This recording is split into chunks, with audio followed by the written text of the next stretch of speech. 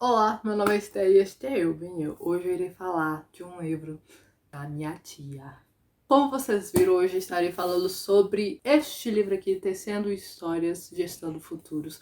Um livro que tem a participação da minha tia como organizadora e também como participante também dentro da história, não só como organizadora de toda esta obra gigante. Mas antes de irmos para o vídeo, que você não se esqueça de se inscrever no canal se você não é inscrito, e seja muito bem-vindo. E também de curtir esse vídeo. Se você já é do canal aqui, da família, muito obrigada. Não se esqueça de curtir esse vídeo, porque é muito importante. Compartilhe com seus amigos. Vamos lá para o vídeo. Hoje estarei falando sobre este livro aqui. Você tem um título e o subtítulo. Peraí. O título é Tecendo Memórias, Gestando Futuros. Mas o subtítulo é História das Irmãs Negras Indígenas Missionárias de Jesus Crucificado.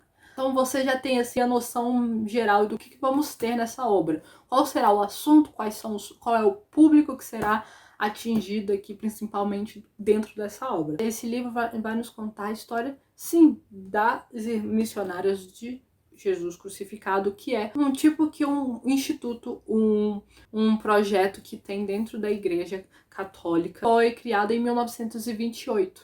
28. Sempre confundo. 26 foram onde se iniciou a proposta e finalmente findou mesmo a abertura com a Constituição, com toda a estrutura institucional criada em 1926, 28. Veremos a história da irmã, onde que a irmã Vilac, eles sempre citam ela como irmã Vilac, que foi a que propôs essa organização, onde que ela iria aceitar todos os tipos de mulheres. Então, dentro da nação brasileira, onde nós temos pessoas ali naquela época, onde tinha muito essa separação de mulheres com afrodescendência, com descendência indígena, com descendências europeias e assim por diante, como nós já, percebemos. E esse projeto era renovador, porque até então, naquela época, estava tendo muita influência do sistema da igreja europeia. Então, estávamos tendo muito essa influência, então se excluía as pessoas que tinham principalmente a afrodescendência e a descendência indígena. Não só pela a descendência, mas também por causa da cor, da classe social, de onde você vem. Tudo isso definia você para entrar ou não. E a irmã Vilac queria criar esse projeto para que pudesse agregar essas pessoas, porque ela percebeu que existia mulheres dessas classes que queria entrar e, como eles sempre falam aqui, de iniciarem a vida religiosa delas. E daí nós iremos ver esse desenvolvimento, como que foi o início do projeto, como se deu a estrutura inicial, de como que foi criado, de como foi batalhado para conquistar, pelo menos para chegar nas autoridades da igreja, para ser ouvida essa proposta. E depois vamos ver como que foi quando receberam o sim, como que foi o processo para que fossem construídos e quais foram as mudanças necessárias do plano original para que fosse aceito realmente. Nós temos aqui, só uma menção, aqui nós temos os organizadores. Os organizadores são pessoas que realmente viveram, são parte dessa história. São José Veuso, a irmã Maria Raimunda Costa, o irmão Fidêncio e a minha tia, irmã Geralda Ferreira. Foi em 2009 que ele foi lançado pela editora Paulinas. A minha tia deu pra nós e falou, não, leia, porque é a minha história, eu quero que você conheça. Eu li agora porque até então nunca fui de querer ler biografias. Erro meu, mas a gente vai amadurecendo com o tempo. E eu li maravilhoso. O que acontece? Esse livro vai ser dividido em 3 partes. A primeira parte será memória e caminhada. É onde iremos ver realmente a memória das que participaram do desenvolvimento da história desse projeto da Missionários de Cristo Crucificado. Então, a congregação, como que foi, a luta que foi, porque como ela queria criar essa congregação que aceitasse negros, que aceitassem descendentes de indígenas, pobres, ricos. Ela queria algo que fosse, que acolhesse. Mas no decorrer da história a gente vai vendo que na verdade não é isso. Que na verdade não foi isso. No papel eles criaram uma ideia, mas no final acabou tendo dentro da congregação durante mais de 40 anos uma divisão entre missionárias, onde que eram as missionárias brancas, né? As missionárias que pessoas consideravam ser aptas, então eram brancas, de classe social alta, são as missionárias que iam estudar, que iam fazer o trabalho mesmo missionário.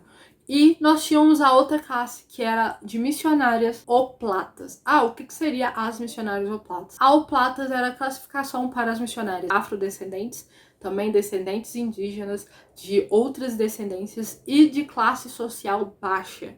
Então aqui não necessariamente vai ser só as negras, mas como naquela época e continua, de grande maioria, quem está na classe social baixa, média baixa, é os negros e os descendentes indígenas ou de demais etnias. Eles estavam aqui, então você tinha essa segregação. E essas oplatas, eles tinham, entre elas, eles dividiam, entre aspas, as que eram de trabalho interno e externo. Mas no final tudo era interno, porque todas eram por conta de trabalhos domésticos. Elas que cuidavam da casa e elas não podiam estudar. Tem casos que eles comentam de mulheres que sim, elas tinham condição, elas eram estudadas, elas eram professoras, elas eram diretoras, elas dentro da cidade delas, dentro do bairro delas, elas eram muito importantes nos trabalhos sociais. E chega aqui dentro, elas perdiam tudo o que elas tinham, não valia a pena, iam trabalhar dentro da cozinha, limpando o chão, arrumando os quartos e sendo rebaixadas pelas outras missionárias. As que se tornavam oplatas, que tinham amizade com as missionárias, que são as brancas, elas tinham que cortar a relação por causa que não podia ter essa interação entre elas. Era simplesmente uma separação. A segunda parte é uma unificação das classes, esperançosa, mas difícil transição. Essa segunda parte é quando a gente vai conhecer, quando inicia a transição. E essa transição, ela não é imediata. Assim como qualquer transição, ela não é algo para ela realmente ser estruturada, ela não é rápida. Então a gente inicia ali por volta de 1900, se eu não me engano, sou ruim com data, tá? Não se preocupe. 1968 se inicia um processo onde que elas vão à procura, elas começam a buscar os direitos e só em 1970 e quebradinhos que eles conseguem realmente unificar essa instituição, unificar ali, não existir mais missionárias oplatas, missionárias, só que quem fazia trabalho doméstico mais de 40 anos tinha liberdade agora de estudar. Quem estudava o tempo todo era confortável, simplesmente ia estudar, deitava, dormia, agora tem que iniciar a fazer trabalhos domésticos. Então você vê a intriga que se teve. No papel já estava liberado, só que na convivência não se tinha ainda essa unificação. Então se iniciou esse processo de unificação. E o que eu acho interessante, que eu quero chamar a atenção, é que no processo de unificação, eles vão deixar bem claro um processo que não foi simplesmente para essas de classe, assim, externo, mas foi algo que teve que ser trabalhado com as próprias missionárias oplatas. Porque a gente imagina, em 1920, o preconceito era lá em cima. Então, assim, nós tínhamos essa dificuldade, porque tinha a questão da etnia racial, por serem religiosas, por causa da classe social, e nós tínhamos outro pior ainda, eram mulheres. Então nós vamos ver ali situações onde que as mulheres foram rebaixadas e que por causa desse rebaixamento realmente afetou emocionalmente e a pessoa realmente não quis. Ela não se aceitava como negra, ela não se aceitava como parda, ela não se aceitava, ela não gostava o que ela era, ela não aceitava. Então a gente vai ver esse tratamento, onde pessoas que viveram mais de 40 anos em sua vida cuidando de tudo ali que era em relação a doméstico, a casa, sendo abertas suas portas, mas por medo e por não ter essa confiança em si e realmente se assumir como a sua identidade no sentido racial, teve um processo imenso. Eles falam que o processo de unificação passou por 4 processos. O quarto caminho, ele fala assim, suprimir das classes, restava enfrentar a questão da negritude e da discriminação social e racial a elas intimamente relacionadas. Elas tinham que ser tratadas, então teve todo esse processo e eles relatam todo esse processo e é muito doloroso. A minha tia, por exemplo, tem um momento aqui que tá na página 178, vai até 181, que ela vai contar a história dela. E ela vai contar que ela vem de uma família...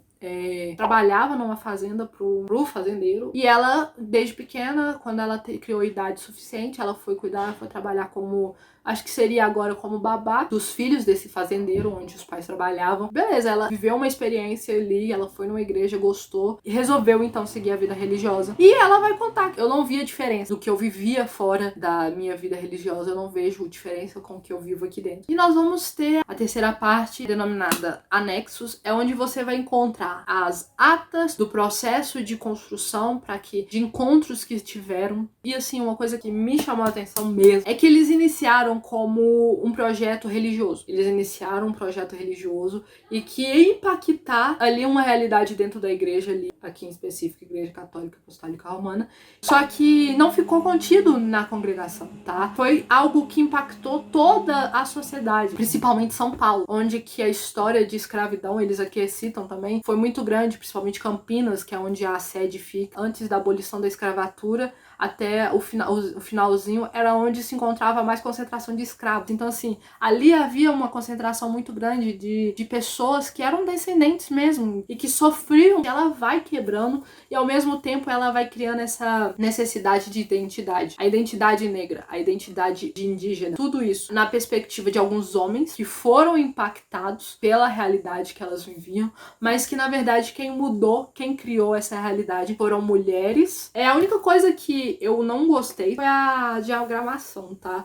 Como vocês podem ver, a letra é pequenininha, mas é tipo assim, a letra em si, ela é uma fonte boa, ela é uma boazinha. Mas quando ia ser as irmãs que estariam contando a sua história de cartas que elas enviaram, eles diminuíam o espaçamento entre linhas, eles diminuíam o tamanho da fonte, aí eu ficava, ai meu Deus. Mas o resto, gente, lindo. Espero que a minha tia veja esse vídeo. Se você tem livros desse estilo, desse tipo de leitura, que você vem, comente, converse aqui conosco nos comentários, deixa a indicação. Eu espero que vocês tenham gostado, que vocês possam ter tirado proveito. Você não esqueça de comentar o que você achou do vídeo, o que você quer ver aqui no canal, o que você achou sobre a história. Se você tem algumas indicações de histórias semelhantes, que você deixa aqui nos comentários. Não se esqueça de se inscrever se você não é inscrito, você que ficou até aqui o final. Se você é inscrito, não esqueça de curtir todos vocês, que é muito importante. E que você compartilhe para os seus amigos, para que eles possam estar curtindo e se inscrevendo. E até o próximo